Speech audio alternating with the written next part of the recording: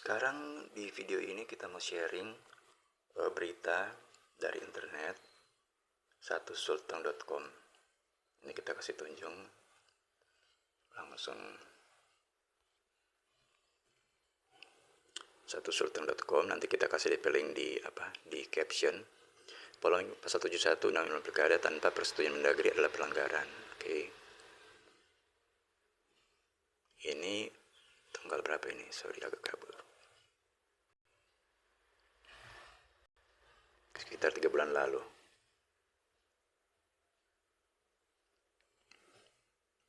Jadi di sini yang kasih pendapat ini seorang guru besar di bidang hukum tata negara, Fakultas Hukum Universitas Tadulako, Palu, Sulawesi Tengah, Profesor Dr. Aminuddin Kasim. Jadi dia tentang pelanggaran pasal 71 ayat 2 Undang-Undang Pilkada. Itu tentang mutasi pejabat harus persetujuan Menteri Dalam Negeri. Kita sekarang skip dia dulu. Skip dulu nanti. Jadi kalau orang mau pakai Undang-Undang nomor 30 pasal 66, seorang bupati atau wali kota atau kepala daerah dia bisa terbitkan SK mutasi pejabat, dia juga bisa batalkan SK mutasi pejabat itu. Nah, Undang-Undang nomor 30 tahun 2014 ini adalah undang-undang yang dengan tema tentang administrasi pemerintahan. Jadi administrasi pemerintahan bukan pemilihan kepala daerah.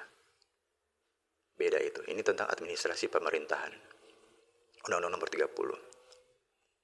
Kalau undang-undang tentang undang-undang tentang kepala daerah itu undang-undang pasal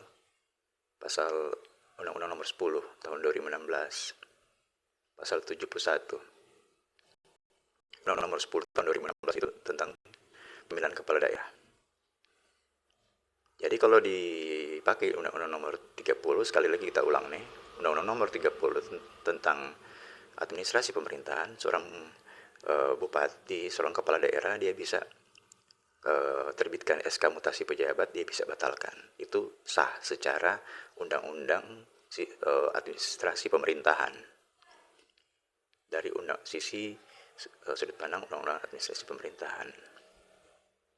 Sekarang kalau itu dilakukan dalam tanggal 6 bulan menjelang pemilihan kepala daerah, dia misalnya bikin SK mutasi, toh. Lalu ketika ini pendapat dari Bapak Aminuddin tadi nih, ketika pembatalan ditetapkan, bikin keputusan baru atau pembatalan terhadap keputusan lama, maka seketika itu terjadi pelanggaran yang kedua kali. Artinya karena ada dua keputusan yang terbitkan, keputusan lama dan keputusan baru, maka tercatat 2 kali perbuatan pelanggaran. Kalau mau pakai kacamata Undang-Undang Pemilihan Kepala Daerah. Sekarang kita menjelaskan begini. Jadi ternyata ini bisa 2 kali pelanggaran.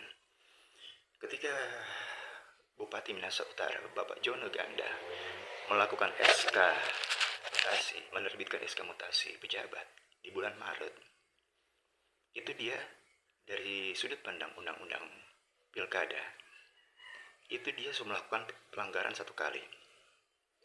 Kemudian ketika dia, kalau tidak salah bulan April, dia menerbitkan lagi SK mutasi pembatalan, itu dia sudah melakukan pelanggaran 2 kali. Karena begini, ketika misalnya bupati kasih pindah seseorang dari posisi A ke posisi B, itu pelanggaran pertama.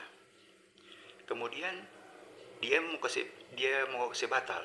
Itu orang itu yang tadinya di B mau balik ulang ke posisi A. Itu kan sama juga dengan memindahkan. Jadi dari A ke B itu memindahkan, dari B ke A kembali ke A itu juga memindahkan. Jadi itu sebenarnya pelanggaran 2 kali tanpa seizin Menteri Dalam Negeri. Betul, dari sisi undang-undang tentang administrasi pemerintahan itu tidak salah. Itu tidak salah. Mau bupati mesti pindah orang dari A ke B, dari B ke A, atau itu orang dari A ke B, B ke C, itu tidak salah dari sisi undang-undang tentang administrasi pemerintahan, undang-undang nomor 30.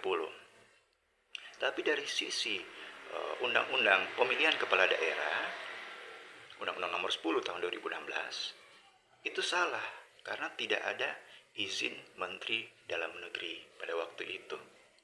Kalau orang baca di surat Menteri Dalam Negeri yang kepada gubernur, itu Menteri Dalam Negeri bilang itu izin menteri nanti bulan Mei terbit. Jadi selama Maret dengan April, semua SK mutasi dari Bupati Minahasa Utara, Bapak Jono Ganda waktu itu tidak ada izin dari Menteri Dalam Negeri. Itu fakta, kita bicara fakta nih. Itu kenyataan, bukan analisa atau pendapat pribadi. Jadi SK mutasi pejabat di bulan Maret tidak ada izin Menteri Dalam Negeri. SK pembatalan juga tidak ada izin Menteri Dalam Negeri. Orang mau pakai istilah membatalkan, tapi itu sama, memindahkan dari A ke B itu memindahkan, dari B kembali ke A itu juga memindahkan. Jadi dua kali memindahkan, dua kali mutasi pejabat, tidak ada izin Menteri Dalam Negeri. Mudah-mudahan orang semua boleh pakai logika dan bisa memahami dengan hati yang jernih, dengan pikiran yang sehat. Oke, itu saja dari kita. Terima kasih yang sudah Bauni.